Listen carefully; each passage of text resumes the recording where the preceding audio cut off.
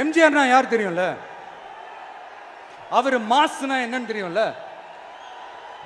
அவர் உயிரோடு இருக்கிற வரைக்கும் அந்த சிஎம் சீட்டை பத்தி ஒருத்தராலையும் நினைச்சு கூட பார்க்க முடியல, கனவு கூட காண முடியல.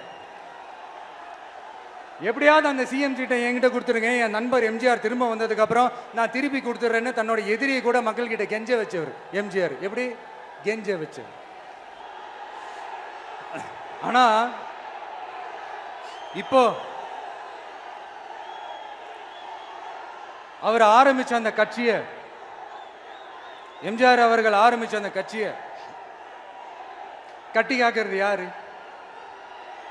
இன்னைக்கு அந்த கட்சி எப்படி இருக்குது? அதை நான் சொல்லிதான் உங்களுக்கு தெரியணுமா? அப்பாவி தொண்டர்கள் அதை வெளியில சொல்ல முடியாம வேதனையில தவிக்கிறாங்க.